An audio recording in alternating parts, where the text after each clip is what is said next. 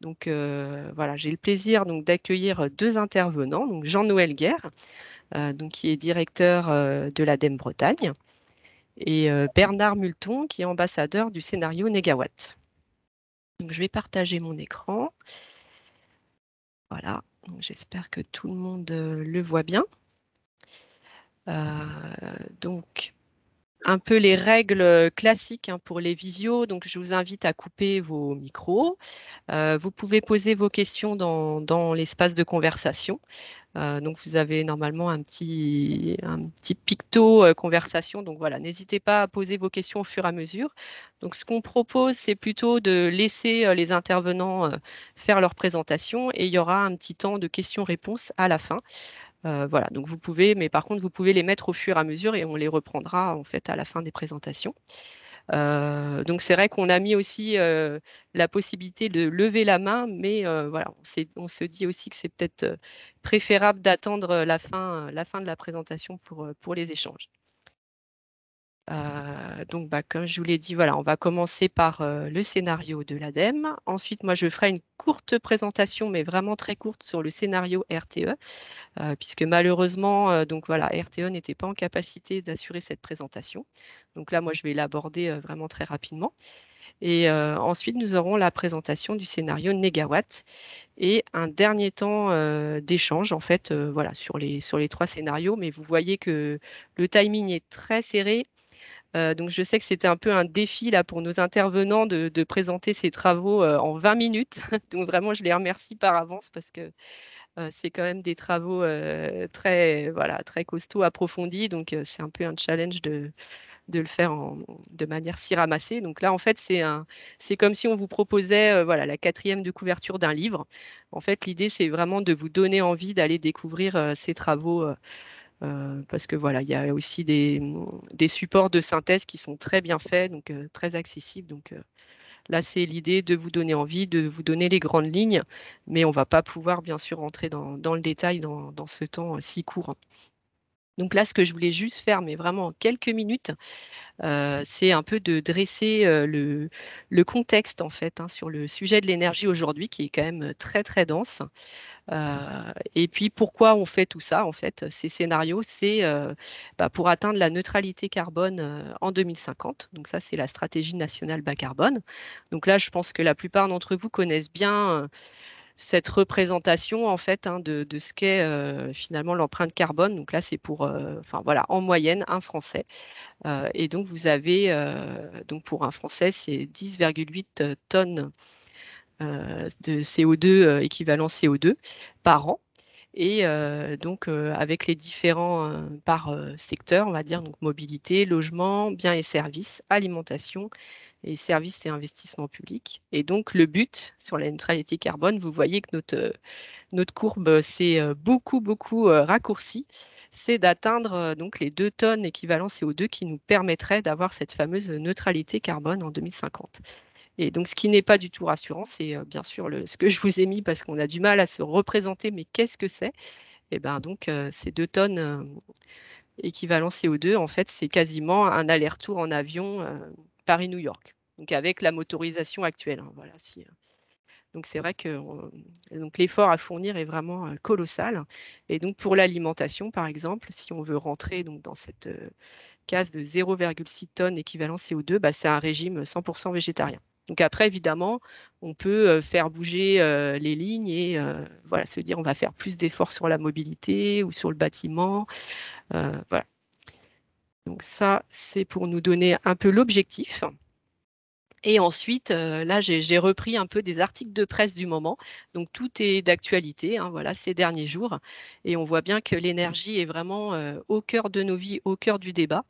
Donc, avec, voilà, tout le monde est au courant de l'actualité, hein, mais elle est vraiment très riche en ce moment sur les sujets énergétiques et de manière vraiment globale, parce que c'est vrai qu'on avait eu déjà des sujets sur, voilà, sur les prix des carburants, etc. Mais là, c'est l'ensemble finalement qui nous touche aujourd'hui, donc avec un contexte géopolitique très compliqué. Donc voilà, là c'était voilà, on se réinterroge sur le nucléaire, une énergie verte, les risques voilà, en Ukraine, le problème de l'uranium. Donc là, je vous ai repris.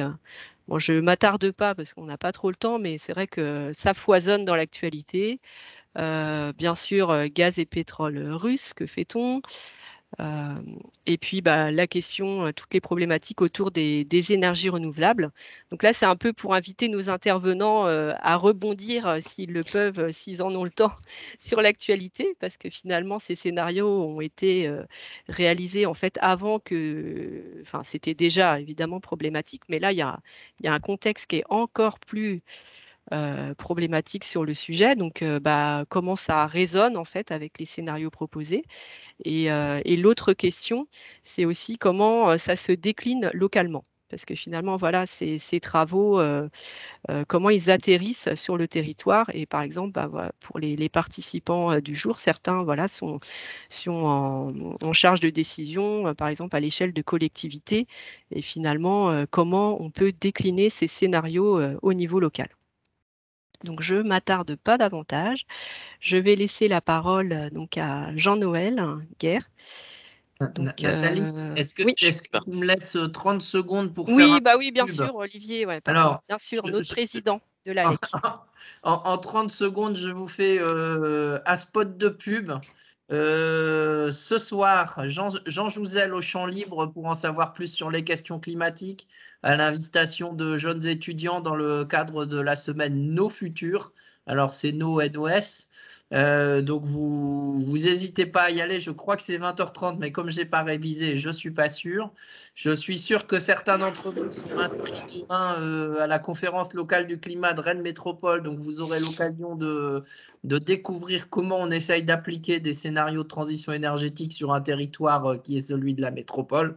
Et puis, si vous voulez suivre, je crois que ça doit être en vidéo. On a le rapport de mise en œuvre du plan climat jeudi soir au Conseil métropolitain avec l'actualisation du plan d'action. Voilà, donc je vous ai fait juste mon petit spot de pub très rapide pour vous montrer qu'il se passe des choses sur notre territoire local. Merci, Olivier. Donc, Jean-Noël, je te laisse la parole. Ouais, Donc, je vais je arrêter mon partage partage mon écran. d'écran. Voilà. Et je te laisse la main. Vous me dites quand vous le voyez. Normalement, vous devriez voir en Oui, grand c'est écran. bon, Jean-Noël. Bonjour à tous, bonjour à toutes. Alors, je vais essayer de vous résumer en 20 minutes. Plus de 2 ans de travail, plus de 2 ans de travail de plus d'une centaine d'experts ADEME appuyés par un comité scientifique. Bah, comme le disait Nathalie, hein, c'est vraiment vous donner un avant-goût de ce qu'il y a dans les différents documents, puisqu'il y a sur le site Transition 2050 le rapport complet qui fait, je crois, 750 pages, une synthèse du rapport qui doit faire une soixantaine de pages et une synthèse de la synthèse qui fait une vingtaine de pages. Donc n'hésitez pas à vous approprier le document qui est le plus pertinent pour vous avec votre temps disponible. Alors, je vais rentrer très vite hein, dans la présentation. Je ne vais pas passer plus de temps sur l'introduction. L'objectif de cible qui a piloté ces travaux, c'était la neutralité carbone, arriver au zéro carbone en 2050 et éclairer quels étaient les différents chemins que nous pouvions identifier pour y arriver. Donc, vous allez voir 4 scénarios qui sont très contrastés. C'est bien l'objectif. Ces scénarios nous imposent, ce qui nous montre, c'est qu'on est obligé de commencer à prendre des décisions aujourd'hui. On ne peut pas commencer à attendre. Pour autant, pour répondre à certaines des questions et pour donner un tout petit peu de contexte, on est bien sur des scénarios nationaux. Il n'y a pas encore de travail qui a été fait pour régionaliser ces scénarios. Donc, je vais vous donner une vision globale.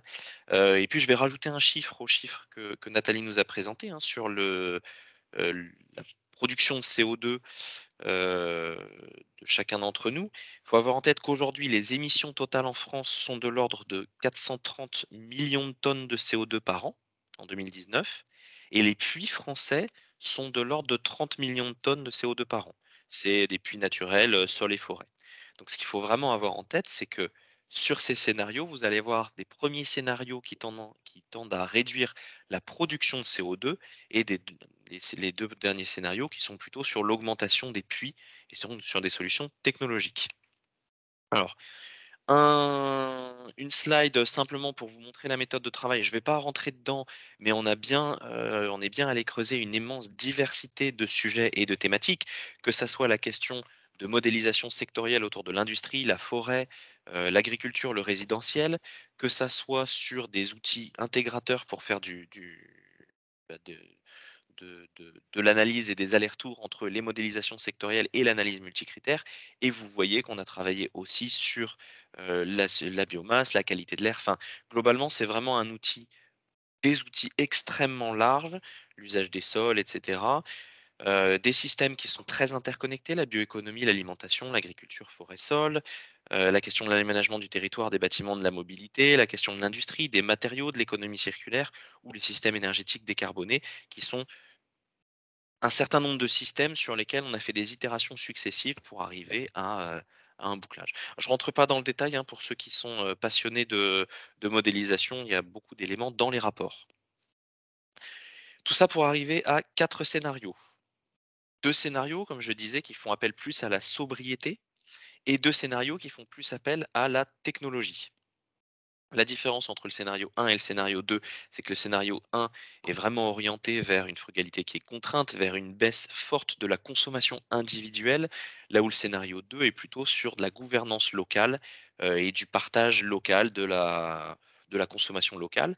La scénario 3 s'appuie plutôt sur des technologies fortes de décarbonation, donc des changements dans la manière dont on produit, la manière dont on vit, mais qui s'appuie sur la technologie. Là où le scénario 4 est vraiment un maintien de nos modes de vie et nos modes de consommation au niveau actuel, pas forcément d'évolution forte sur ceci, mais par contre des technologies qui viennent compenser le capture et stockage du carbone, ce genre de technologie, BECCS, etc., etc. J'ai voulu après faire des zooms sur plusieurs de manière extrêmement synthétique sur plusieurs parties, qui ont été modélisées dans ces scénarios pour que ça soit peut-être un petit peu plus clair, quels sont l'impact de ces différents scénarios en fonction de ce qu'on voit aujourd'hui et de différents sujets. Donc le premier, c'est la demande d'énergie.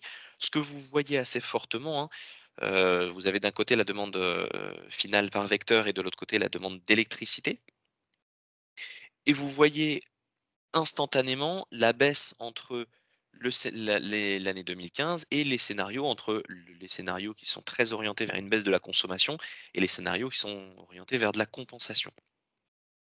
Avec forcément une baisse conséquente sur le sujet du tertiaire et sur le sujet du transport. Et là, on est sur la demande d'électricité.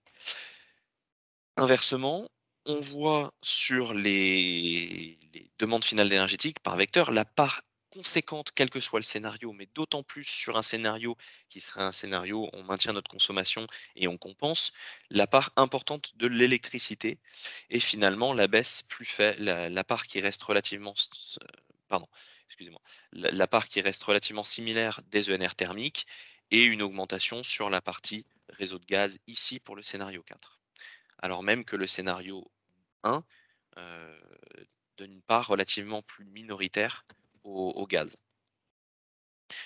Tout ça pour arriver à des scénarios de production électrique et je pense que ça vaut le coup de passer un tout petit peu de temps pour vous montrer quel est l'impact. Donc là, c'est vraiment on est sur la partie électrique et la puissance installée en électricité et vous voyez des facteurs de production qui vont de 1 à 2 entre le scénario 1, le scénario minimum et le scénario 4. Avec alors excusez-moi, hop, je vais déplacer ça pour y voir mieux. Avec, une baisse donc dans le scénario 1, on n'a pas de nouveau parc nucléaire. Par contre, on a une augmentation très conséquente sur l'éolien terrestre et le photovoltaïque en toiture et le photovoltaïque au sol. Donc c'est ces 3 courbes-là, le marron, le jaune et le orange. Ce qu'on voit, c'est ensuite un scénario 2 qui est assez similaire avec une consommation un petit peu plus importante. Le scénario 3 a été séparé en 2 sous-scénarios. Un scénario qui s'appuie beaucoup plus majoritairement sur de l'ENR offshore. L'éolien, donc c'est les parties bleues ici, hein, éolien en mer posé et flottant. Et un scénario 3 qui est plutôt un scénario avec consommation de nucléaire, donc apparition d'EPR pour compenser mise en place d'EPR. Je crois que c'est 8 tranches d'EPR pour compenser l'éolien en mer. Et un scénario 4 dans lequel on voit apparaître une plus grande quantité de nucléaire. On a plus d'EPR ici, mais on a quand même une consommation assez importante liée à une production importante liée à l'éolien en mer flottant. Et comme je vous disais tout à l'heure, un rapport entre 1 et 2 sur le scénario 1 et le scénario 4 dans la production d'énergie électrique. Il me reste 10 minutes, je crois, c'est ça? Il va falloir que j'accélère encore plus. Je suis désolé, hein, c'est extrêmement dense, mais c'est parce que j'essaie de vous passer beaucoup de choses et vous donner des exemples et macro et micro. Donc là, c'est la composition de l'assiette moyenne. On sort 3 informations extrêmement intéressantes sur la quantité alimentaire consommée par un Français. D'abord, entre le scénario 1 et le scénario 4, ce que vous voyez, c'est déjà une baisse. Donc là, on est sur, en ordonnée, hein, sur les grammes par jour par personne consommés. Simplement une baisse des quantités alimentaires consommées pour arriver à atteindre le scénario 1. Donc on a besoin de manger moins. C'est même sans parler de la la la l'assiette en elle-même, la quantité qu'il y a dans l'assiette doit évoluer. Donc vous voyez ensuite une évolution de la partie viande, qui est la partie plutôt rose, par rapport au scénario tendanciel et par rapport à la situation actuelle. Et ce que vous voyez aussi, j'attire votre attention sur un petit point, c'est le point bleu ici, les boissons chaudes. Aujourd'hui, dans nos scénarios, enfin dans notre consommation aujourd'hui, les boissons chaudes qui sont en fait le café et le thé représentent de l'ordre d'un tiers de la consommation, enfin de la part CO2 de nos assiettes. C'est dû à plusieurs choses, c'est dû à l'eau, enfin à l'eau bouillante, et c'est dû à la forte consommation de matière pour faire quelque chose qui est finalement assez peu heu, calorifique, qui apporte peu d'énergie, la quantité de café ou de thé, et c'est dû à, tout l'emballage qu'il y a autour, qui est extrêmement polluant. Donc on voit déjà cette part boisson chaude, la diminution forte sur le scénario 1 et la maintien sur le scénario 4, mais on voit déjà aujourd'hui dans nos vies ce que la consommation de boissons chaudes, thé, café a comme impact. Je voulais mettre cette slide pas pour la commenter, ou rentrer dans le détail, mais pour vous montrer. Je sais il y a pas mal d'ingénieurs qui aiment bien regarder, comment les modèles sont construits, pour vous montrer le modèle qu'il y a derrière entre l'impact entre l'alimentation, la question du cheptel, de l'assolement, la question des sols, le stockage carbone, le niveau du prélèvement bois, l'empreinte sur les sols, les biomasses, enfin comment tous ces modèles se répondent les uns les autres, et donc la complexité qu'il y a derrière, sachant qu'on voit apparaître un impact sur la biodiversité aussi. Je rentre pas plus dans le détail, vous aurez les slides, hein, vous pourrez aller voir beaucoup plus précisément, notamment pour les slides bâtiments que je vais montrer après. Heu, j'en ai mis beaucoup, mais je vous laisserai aller creuser. Sur la production industrielle, donc plusieurs, scénarios et plusieurs éléments, sur lesquels j'attire votre attention, principalement ce tableau. Vous voyez plusieurs axes de travail, hein, entre le scénario 1 et le scénario 4, sur l'efficacité énergétique. D'abord, une très forte efficacité énergétique dans l'industrie, un axe très fort qui doit être pris. La question du taux des MPR, alors les MPR, c'est les matières premières recyclées, donc une forte consommation de matières premières recyclées dans le scénario 1, scénario 2, ce qui est beaucoup moins le cas dans le scénario 4, même s'il y en a. Le mix énergétique, gaz, réseau et biomasse, alors que là, on est beaucoup plus sur de l'électrification dans le scénario 3 et le scénario 4. Et puis un indice sur l'usage d'hydrogène, le CO2, enfin la capture, de stockage la capture et le stockage de carbone beaucoup plus importante dans le scénario 4, comme je le disais. OK. On a Est-ce que toutes les personnes peuvent éteindre leur micro, Stop. s'il vous plaît? Il y a Si peut-être oui, un si vous pouvez éteindre votre micro. Merci. hein? Oui, si vous pouvez éteindre votre micro. Je pense pas que ça soit moi que la personne parle. Sur, ce que vous voyez ici, c'est une modélisation par industrie. Donc il y a certaines industries qui sont beaucoup plus consommatrices et d'autres beaucoup moins. Enfin, vous voyez quand même qu'entre le scénario tendanciel et le scénario 1, tout ce qui est autre industrie de la chimie organique de base doit baisser fortement. C'est pareil pour la sidérurgie, c'est pareil pour l'industrie du papier et du carton en termes de consommation et d'émissions. Donc on a, sur ce scénario 1, on a quand même un une évolution assez forte de notre consommation et notre production qui doit être nécessaire, comme j'ai déjà dit, hein, je me répète sur ce point-là. Alors, je vous ai rajouté ces slides, il y en a plusieurs derrière, je vais les sauter toutes. Je ne pense pas avoir le temps de rentrer beaucoup plus dans le détail, mais simplement essayer, puisqu'on est quand même invité par, la LEC de Rennes, vous donner une vision sur, entre tous ces scénarios, quel doit être l'impact sur les bâtiments, que ça soit à l'échelle du parc du bâtiment ou à l'échelle du bâtiment et de ses occupants, à l'échelle du bâtiment en lui-même. Donc un scénario 1 qui travaille beaucoup sur la limitation de la surface par personne et l'optimisation de l'usage, multiplier les usages. Vous voyez que dans le scénario 4, c'est pas du tout ce sujet qui est prépondérant. Par contre, un scénario 4 qui, comme je le disais, est très orienté vers le stockage, captage, stockage du bâtiment pour compenser, et un scénario 3, scénario 2 qui s'appuie beaucoup sur les réseaux de froid et de chaleur, heu, urbains.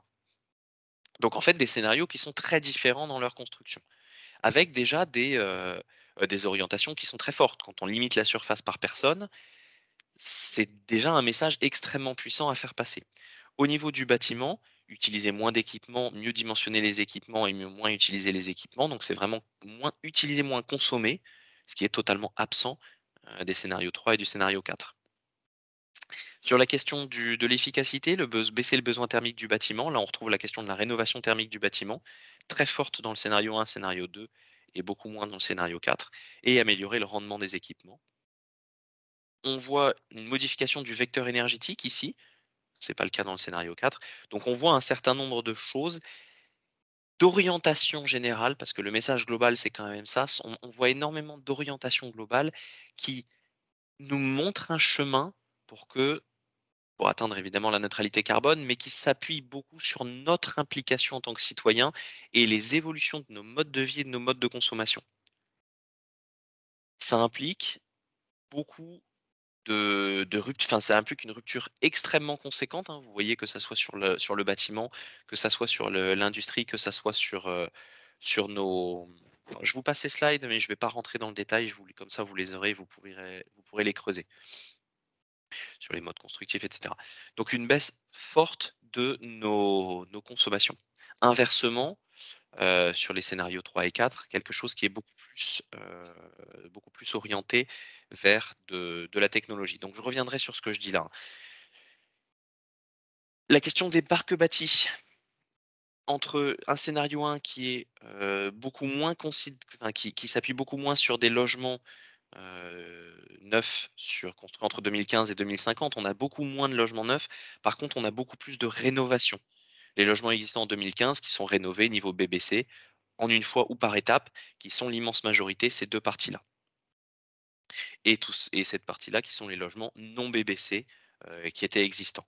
Inversement, on a en scénario 4 beaucoup plus de logements neufs, beaucoup moins de rénovations et beaucoup plus d'anciens, partiellement rénovés mais non BBC. Pourquoi est-ce que je vous dis tout ça et pourquoi est-ce que depuis tout à l'heure j'insiste sur la question de la sobriété versus la question de la technologie? Et ça sera ma dernière slide. D'abord parce que si on veut rentrer dans un scénario 1 qui est un scénario j'allais dire réaliste, mais en tout cas qui est un scénario faisable aujourd'hui, qui implique une forte évolution de nos modes de vie, de nos modes de consommation. Finalement, c'est aller sur une recherche de sens. Il faut qu'on travaille sur un certain nombre de leviers, mais c'est des leviers sur lesquels on a la main. Inversement, le scénario 4, qui est le scénario le plus extrême, s'appuie sur des leviers très hypothétiques, puisque les technologies, que ça soit le stockage, captation, stockage du carbone ou les autres technologies qui ne sont même pas encore aujourd'hui imaginées, qui vont amener à une beaucoup plus grande efficacité dans la production énergétique, dans la production industrielle. Si on veut aller vers ce scénario, c'est un scénario qui aujourd'hui n'est pas faisable puisque les technologies ne sont pas matures, pour certaines comme le stockage ou la capture du carbone, et donc c'est un pari sur l'avenir. Donc entre ces différents scénarios, ce qu'on voit, c'est que certains sont aujourd'hui un pari sur notre société, d'autres sont un pari sur l'avenir, sur notre capacité à trouver des technologies qui vont nous permettre de réaliser ces scénarios. Et finalement, les choix doivent quand même être pris aujourd'hui. Si on veut s'engager dans le scénario 1, il faut y aller aujourd'hui. Si on veut s'engager sur le scénario 4, il faut assumer ce choix et il faut lancer certainement des programmes de recherche beaucoup plus conséquents. Donc ça pose des questions. Jusqu'où est-ce qu'on veut aller en termes de sobriété? Est-ce qu'on est capable d'imposer des choses à nos concitoyens ou est-ce qu'on considère que on fait un effort très fort de sobriété, mais qui est un effort concerté et commun? Est-ce que les puits naturels de carbone sont suffisants? C'est clairement pas le cas dans le scénario 4, mais ça peut être le cas sur le scénario 1. Qu'est-ce qu'un régime alimentaire durable? Ça, c'est une excellente question. Est-ce que ce que je disais tout à l'heure sur le café et le thé, c'est un indicateur d'un régime durable ou est-ce qu'il faut aller beaucoup plus loin? Ce que vous avez pu voir, c'est que dans le scénario 4, la consommation de viande qui est souvent pointée du doigt n'avait pas particulièrement réduit. Est-ce que ça en fait pour autant un régime durable? Heu, la question aujourd'hui est posée, mais je j'ai pas les éléments de réponse. La question du bâtiment, on l'a abordé et le modèle industriel, comment aller vers la sobriété dans le cadre dans le contexte de l'industrie française aujourd'hui? Quel impact sur cette industrie? Et comment est-ce qu'on peut imaginer une nouvelle industrie qui conserve les emplois, qui conserve la production, qui conserve la valeur ajoutée en France, sans pour autant, heu, nous mettre en difficulté dans le scénario qu'on pourrait choisir? Alors, j'ai été évidemment beaucoup trop rapide par rapport à l'immense, contenu qu'il y a dans les rapports. Donc je vous encourage, hein, comme le disait tout à l'heure à Nathalie, à aller lire les rapports, à aller, creuser ce que j'ai pu vous présenter beaucoup trop rapidement, à vous tourner vers nous si vous avez des questions. Aujourd'hui, la position de l'ADEME entre ces scénarios n'est pas, enfin, il n'y a pas de position de l'ADEME. Notre objectif, il est bien d'éclairer dans un contexte, de décision, hein, de la société française, d'éclairer différents scénarios et différents chemins pour atteindre nos engagements, hein. La neutralité carbone à l'horizon 2050, c'est un engagement de la France. Comment est-ce qu'on peut y arriver? Quels sont les choix que la société française doit prendre? Et c'est bien ce sera bien mon dernier mot, mais aussi, la situation aujourd'hui, c'est des choix de société. Vous avez pu voir ou peut-être toucher du doigt dans ma présentation, c'est que ce ne sont pas des choix uniquement politiques qui doivent être laissés à un nombre restreint de personnes, c'est des choix de société qui vont tous nous impliquer et nous impacter et c'est dans cet objectif et pour éclairer ces choix que ces scénarios existent et ont été faits. Merci de votre attention. Je crois que j'ai tenu à peu près le timing. Nathalie, tu m'en excuseras si C'est ça n'est pas le parfait. cas. Non, non, c'est Je suis parfait. ouvert à des questions. C'était vraiment très intéressant. C'est sûr qu'on se rend compte que c'est vraiment beaucoup trop court. Mais en tout cas, merci beaucoup pour, voilà, ce panorama, on va dire, sur les 4 scénarios de l'ADEME. Donc là, on a un petit temps quand même, de questions-réponses, hein, donc jusqu'à 9h40. Donc il y en a déjà dans l'espace de conversation et c'est vrai que ça porte beaucoup sur le scénario 4, qui enfin moi-même, voilà, me pose aussi, question. Enfin, je me demande si c'était pas, risqué aussi de proposer ce scénario, qui laisse entendre que, on pourrait peut-être continuer comme ça quoi, finalement, hein. Donc c'est vrai que c'est donc là je lis quand même les questions. Donc, comment peut-on concilier dans le scénario 4 l'augmentation du stockage carbone et la poursuite de l'artificialisation des sols? Je sais pas, je lis la suite, enfin je lis les 3 parce qu'elles portent sur le scénario 4. Est-ce que le scénario, 4, qui repose principalement sur le stockage de CO2, est technologiquement atteignable à l'heure actuelle? Donc la question a été posée avant que tu fasses la précision effectivement Mmh. que c'était, voilà, un pari technologique sur l'avenir. Et puis une autre question qui porte sur, l'évolution, démographique. C'est vrai qu'il voilà, avec une population, qui augmente, est-ce que, enfin voilà, est-ce que ça a été pris en compte dans l'établissement de ces scénarios? Alors je vais, les prendre dans l'autre sens. L'évolution démographique a aussi été modélisée, dans les scénarios, donc oui. Pour plus de détails, je vous renvoie au scénario parce que je dois avouer que là, sur certaines des questions, je vais malheureusement devoir vous dire aller voir dans le rapport. Donc oui, l'évolution démographique a été prise en compte.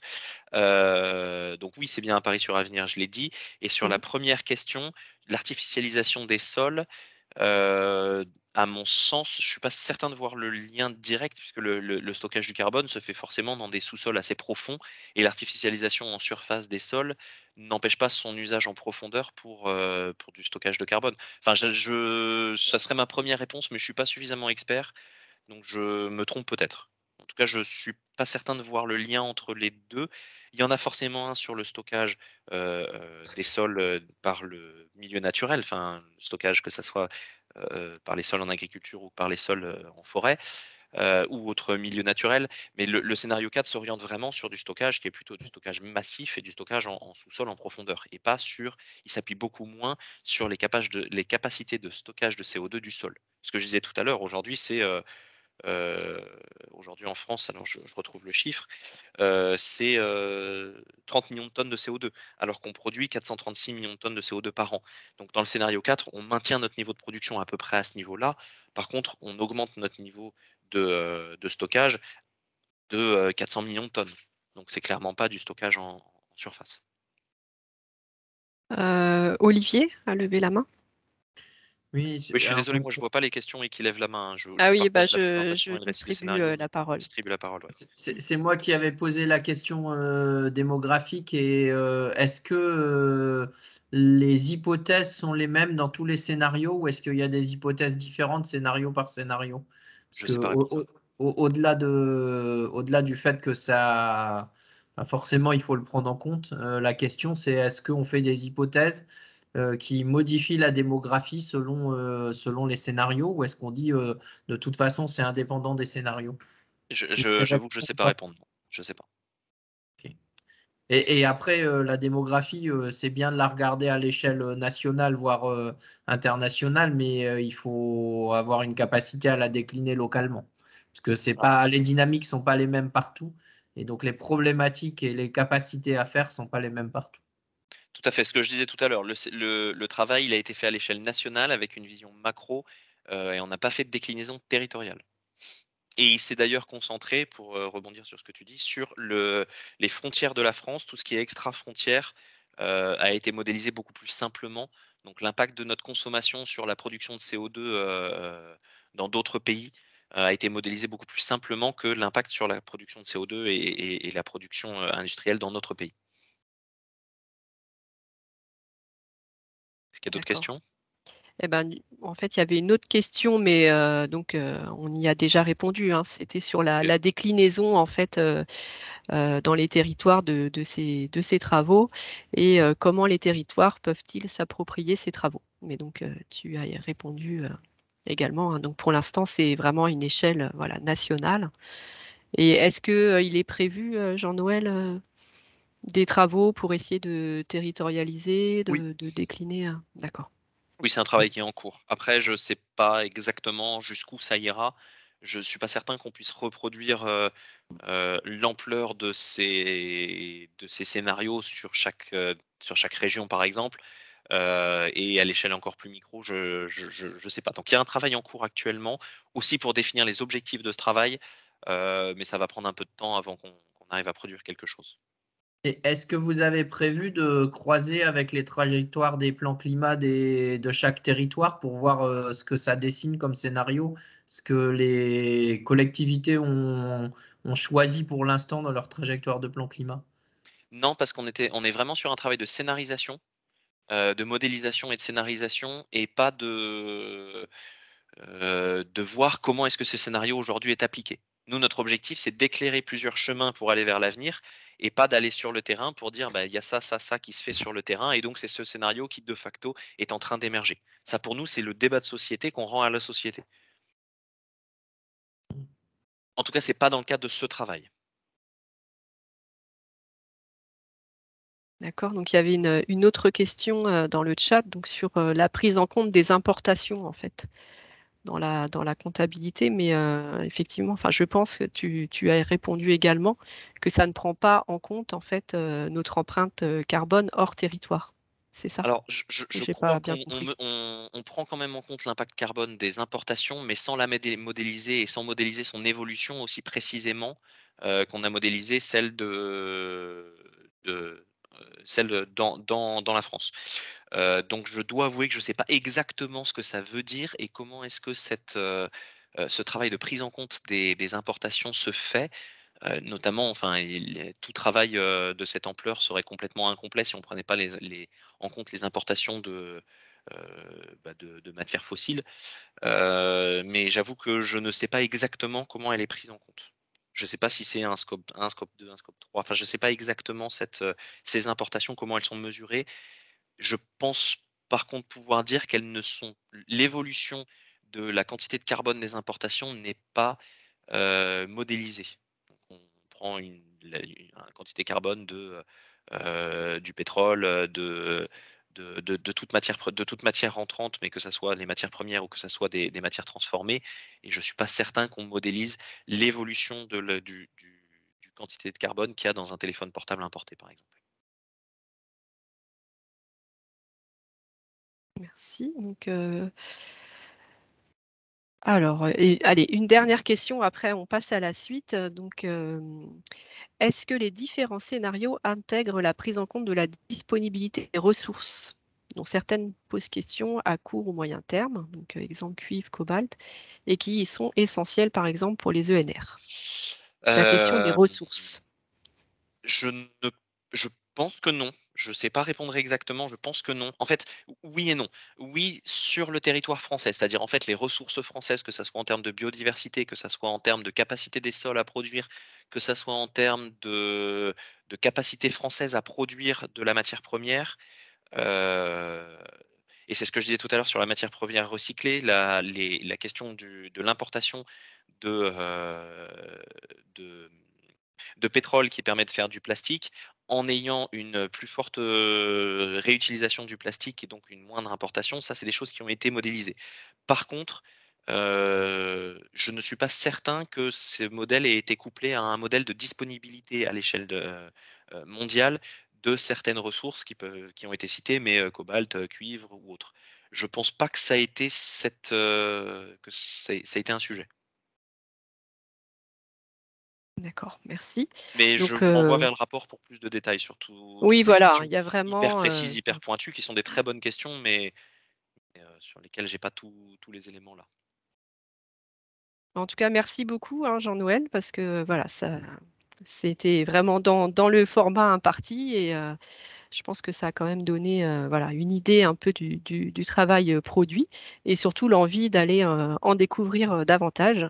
Et je pense qu'on va tous retenir hein, l'histoire des boissons chaudes là. Enfin, c'était vraiment illustré, voilà, et c'est très parlant. Donc, on va regarder nos tasses de café un peu différemment maintenant. Donc, voilà, merci.